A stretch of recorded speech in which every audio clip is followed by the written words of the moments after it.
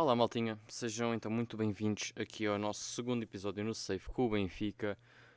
Como explicado já no primeiro episódio, se quiserem ver este save mais detalhadamente, passem pelo meu canal da Twitch. Vamos estar live todos os dias, começando entre as 9 e as 10 da noite, ok? E acabando mais ou menos por volta da meia-noite, 1 da manhã. Portanto, mais uma vez, se quiserem ver o save mais detalhadamente, mais ao pormenor, é passar por lá. O ambiente no chat está incrível. Maltinha, vamos então ver aqui as contratações que fizemos para a segunda temporada, uma vez que, na minha opinião, ficámos um bocadinho abaixo do esperado. Ficámos em segundo lugar na Liga, oitavos de final da Liga dos Campeões, apesar de uma boa campanha. E agora com a mudança do formato, passamos de uma fase de grupos para uma fase de Liga, iria ser bastante mais complicado. Então tentei fazer aqui algumas contratações de peso, que era para melhorar aqui a nossa equipa. Começamos então aqui por ordem cronológica, de pré-contrato chegaram apenas 3 jogadores, ok. Chegou aqui Dani Rodrigues, um puto da formação do Barcelona, que acabou por não jogar muito na nossa temporada. Teve a maior parte do tempo a jogar no Sub-23 e na equipa B ele não jogou pela equipa principal, ok. Decidimos ir buscar o Carreras, que estava em final também com contrato com o Manchester United, decidimos trazê-lo então a título definitivo. Ele também não jogou muito esta época, ele jogou apenas 6 jogos e fez uma assistência. Rollizer, que era uma transferência já acertada, portanto isto foi mesmo na vida real, não fomos nós a fazer. Aqui Ryan Sessegnon, um defesa e extremo esquerdo, bastante bom, ok, para quem jogava os FIFAs mais antigos, por volta de quê? FIFA 20, FIFA 19, sabe o compromissor este rapaz é e a qualidade que ele tem. Então fomos buscá-lo e jogou então 25 jogos e fez então 4 assistências. A maior parte destes 25 jogos ele saiu do banco por causa de uma contratação que nós fizemos, vamos saltar diretamente para ela, ok? Contratámos João Cancelo de empréstimo do Manchester City. Ele que foi então o nosso titularíssimo, fez 19 jogos, 2 gols e 2 assistências. Jogou muito bem aqui pela nossa equipa esta época. A seguir ao Cessinho, contratámos também por 22 milhões e meio Ángel Correia ao Atlético de Madrid, ok. Ele que acabou por não jogar assim tanto como o esperado, a maior parte dos jogos saiu até do banco, também teve aqui algumas lesões. Portanto, teve aqui 3 lesões esta época, uma de 3 semanas, uma de 4 semanas e outra de 9 dias.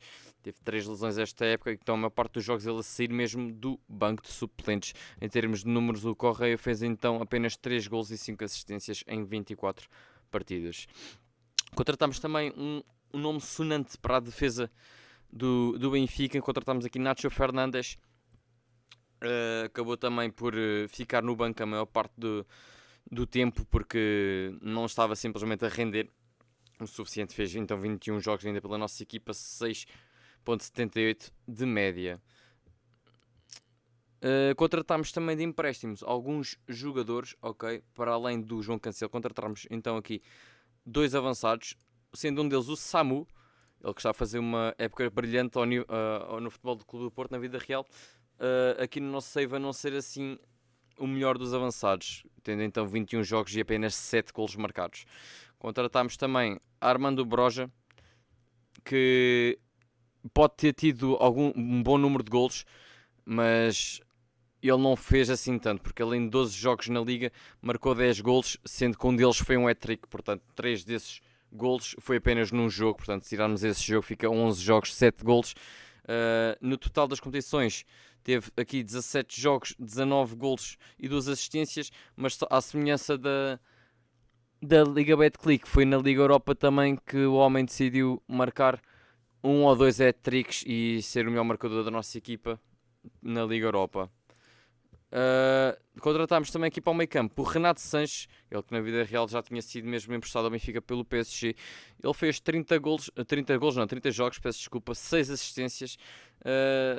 Ficou abaixo do que eu esperava. Eu esperava muito mais dele, na verdade, uma nota de 6.9, mas não foi assim tão bom. Um empréstimo que me surpreendeu muito e pela positiva foi aqui o de Anthony, do Manchester United. Fomos buscá-lo então por empréstimo. Fez 21 jogos, 12 gols e 3 assistências, uma nota de 7.21 de média, classificação média. Ele que eu contratei inicialmente para ser suplente do Correia, mas visto as lesões do Correia e a performance do Anthony, decidi então trocar os papéis de cada um e o Anthony passou a ser então, titular da nossa equipa e o Correia para o banco. Em termos de saídas, Vamos aqui organizar pelas primeiras. Saiu então aqui um miúdo da formação, Carlos Meotti, 350 mil, nada de mais. Di Maria foi transferência livre, não quis renovar o contrato. Mas saídas mesmo a render algum dinheirinho. Tivemos aqui Tenkstedt para o Copenhaga por 5 milhões de euros. Ele não era utilizado na nossa equipa, portanto não me fez comissão nenhuma.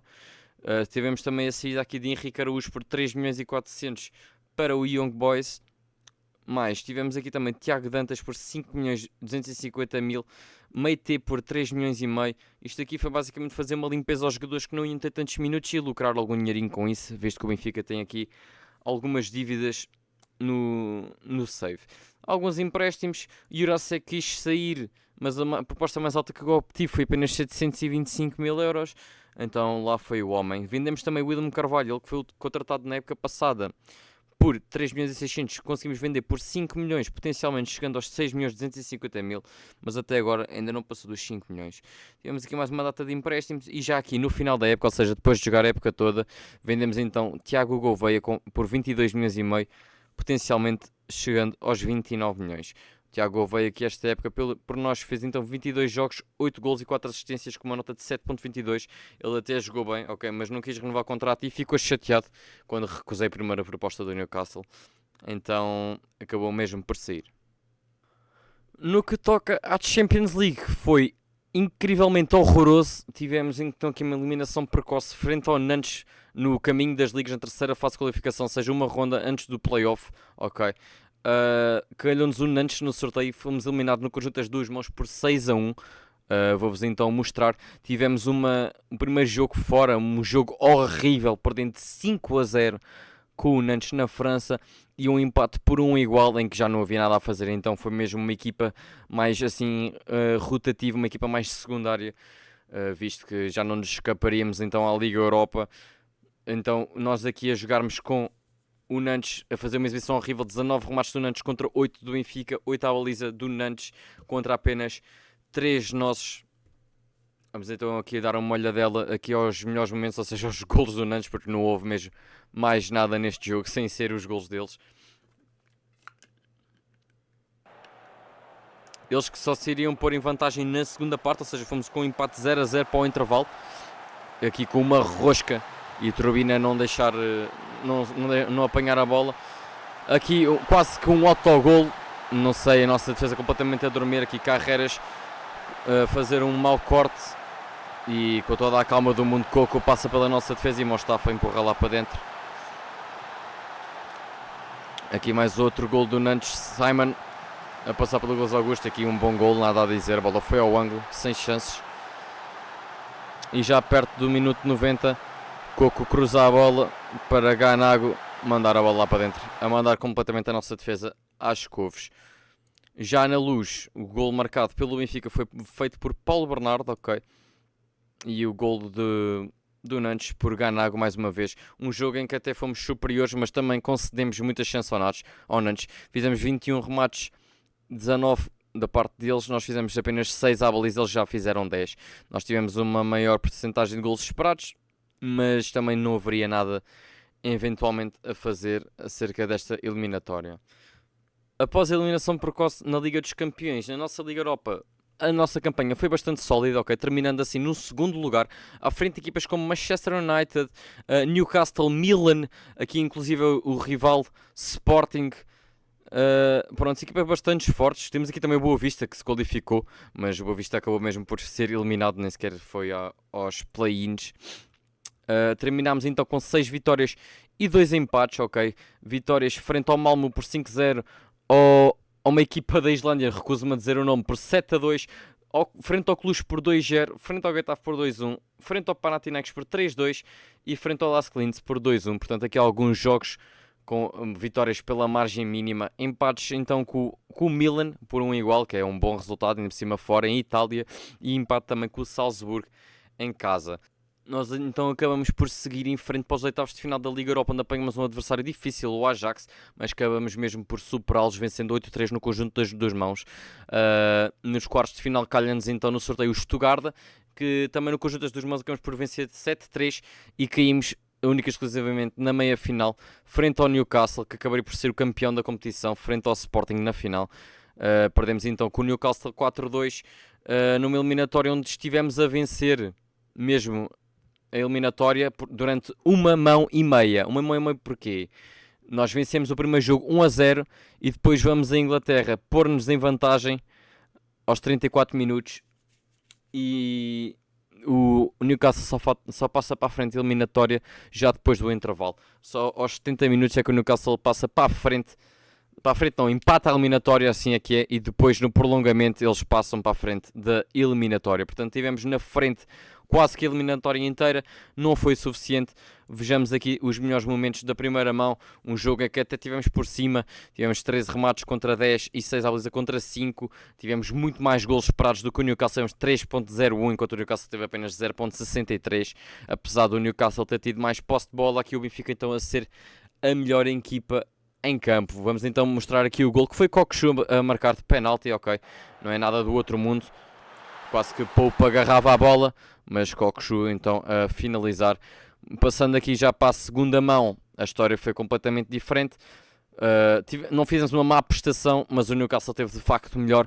Teve 16 remates contra 12 nossos, 13 remates à baliza contra 6 nossos, e teve mais posse de bola do que nós. De 16 remates ter 3 à baliza é simplesmente incrível a eficácia que o Newcastle apresentou. Vamos então aqui passar para os melhores momentos. Nós que nos iríamos pôr em vantagem ao minuto 34 por Alexander Bá. Aqui está o gol. Baturina acaba por levar a bola até a linha, recua para Bá e Bá manda-me um míssil lá para dentro. Ok, sem chances para Pope, mas logo 4 minutos a seguir Anderson vai desmarcar então Isaac nas costas da minha defesa e desviar a bola de Turbine. Aqui o Joelinton completamente livre de marcação a mandar o golinho que levava a equipa para prolongamento. No prolongamento tentei puxar mais pela equipa, que não foi resultado. Aqui Joelinton no meio de 3 defesas consegue na mesma cabecear, e aqui mais uma vez Joelinton a dar para trás Minté e mais um gol de cabeça.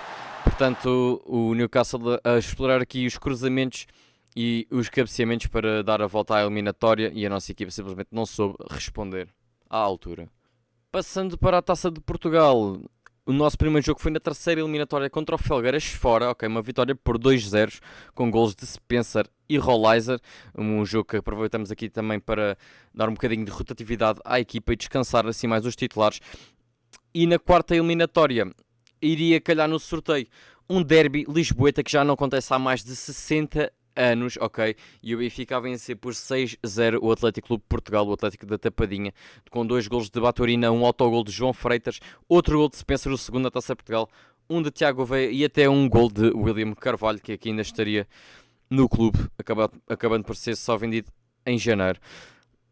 Seguindo em frente, na quinta eliminatória apanhamos o Gil Vicente em casa com mais uma goleada por 6-3, golos de Hugo Félix, Broja, Cockchu a marcar 2, Anthony e Samu, golos por parte do Gil Vicente por Depu, Leonardo Lopes e Tony Villa. O sorteio da taça iria acabar por ditar que iríamos apanhar o Moreirense na sexta eliminatória, ou seja, também os quartos de final, vencendo também em casa, o terceiro jogo em casa na Taça de Portugal, com 2 golos de Sheldrup e um Daktokoglu, o gol do Moreirense, marcado então por Alanzinho. Na meia-final acabaríamos por apanhar o Sporting, perdemos por 1-0 em Alvalade num jogo em que a nossa equipa foi bastante superior, mas também teve muito azar. Nós tivemos 15 remates contra 10 do Sporting, 6 à baliza contra apenas 2 do Sporting, ou seja, o Sporting vai à minha baliza 2 vezes e marca uma das vezes, marca um dos golos que foi suficiente para lhes dar a vantagem em Alvalade contra a nossa equipa do Benfica. Vamos então aqui olhar para o golo do Sporting. Aqui Dário Assugo a passar para o Cafor, Nuno Santos com Lucas Piton completamente sozinho na ala e a mandar um bom golo. Ok, Turbino ficou pregado ao chão, nem se fez à bola. Na segunda mão, a precisar de entrar a ganhar, tentámos mesmo fazer isso, mas acabaria o Sporting por sentenciar a eliminatória com uma vitória por 3-1, um hat-trick de Francisco Trincão. Nós ainda marcamos um golinho por Anthony, mas não houve mesmo volta a dar. Nós mais uma vez superiores ao Sporting com 17 remates contra 11, 5 remates à baliza, apesar do Sporting ter feito mais, mas tínhamos também mais golos espaços, tínhamos 2,95 contra 1,35 do Sporting. Vamos dar aqui também uma olhada aos melhores momentos da segunda mão.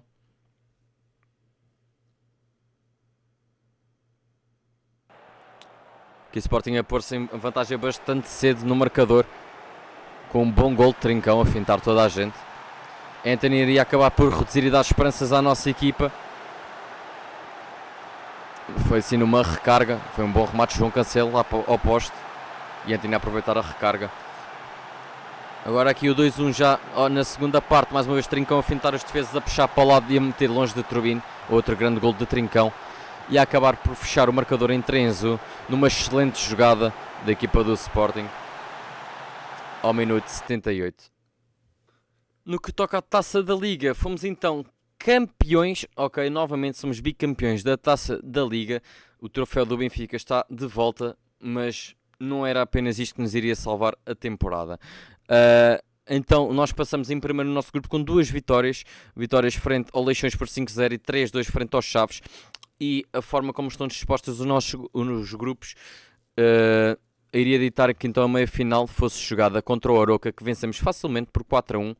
Iríamos então acabar por apanhar o Sporting na final, onde venceríamos mesmo esse jogo por 3-1. Ok, nós aqui temos uma vingançazinha do Sporting depois do que eles nos fizeram na Taça de Portugal. Golos marcados por Anthony, 2 de Anthony e 1 de Martin Baturino. O gol do Sporting a ser apontado por Pedro Gonçalves. Olhando aqui para as estatísticas, foi um jogo bastante renhido. Ok, 12 remates do Benfica contra 11 do Sporting, 5 à baliza para cada lado. Posse de bola nos 52% para o Sporting e 48% para a equipa do Benfica. Vamos então olhar aqui para os golos da partida. Nós que nos iríamos pôr em vantagem logo nos primeiros 15 minutos. Aqui uma bela combinação de Kokshu e Anthony a fugir à marcação, a fazer o primeiro gol da partida. Já no segundo gol, Baturina faz um remate de longe, mas acaba por ser bloqueado. Mas à segunda tentativa foi mesmo lá parar dentro. Benfica que se iria colocar aos 80 minutos por 3 golos de vantagem. Aqui mais uma vez Anthony a aparecer sozinho do lado direito e a meter a bola lá para dentro. E o Sporting iria reduzir 3 minutos depois para o 3-1 final por Pedro Gonçalves. Aqui uma bela combinação por parte da equipa do Sporting, mas não iria alterar nada no marcador. E pronto, a taça veio então para o palmarés do Benfica.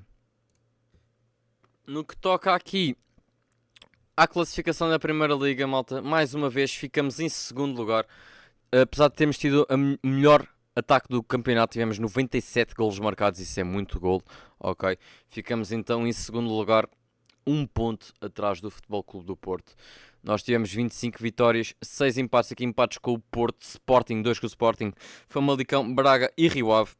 E perdemos então com os Chaves por 5-1, uma derrota pesadíssima frente aos Chaves, não sei o que é que se passou nesse jogo.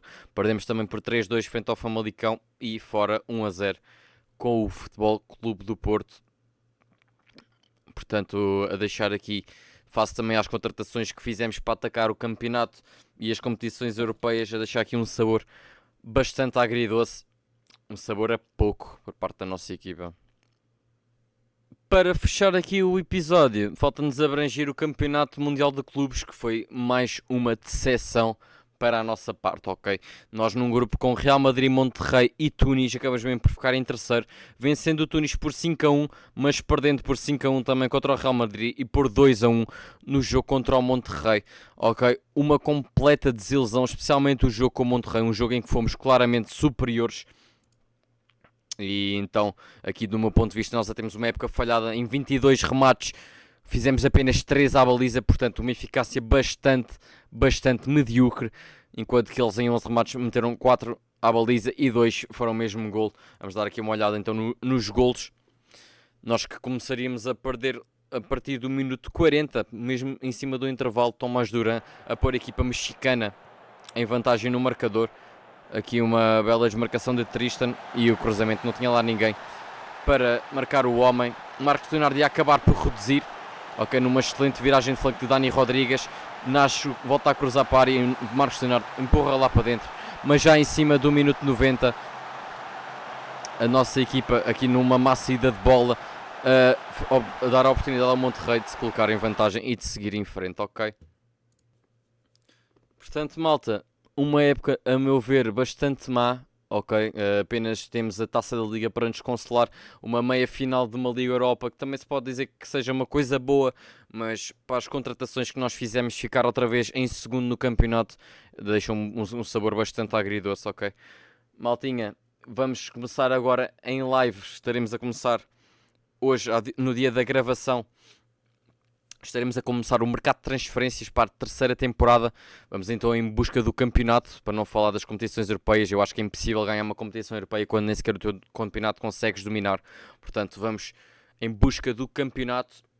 O link do canal da Twitch vai estar na descrição. Live todos os dias, por entre as 9 e as 10. Passem por lá e vocês vão ser muito bem recebidos e anda sempre um ambiente incrível no chat. Temos o hino antes dos jogos em casa, temos cânticos. E é isso, maltinha. Esperemos então aqui melhores resultados para a terceira temporada. E eu espero ver-vos por lá na Twitch. Até ao terceiro episódio. Adeus, malta.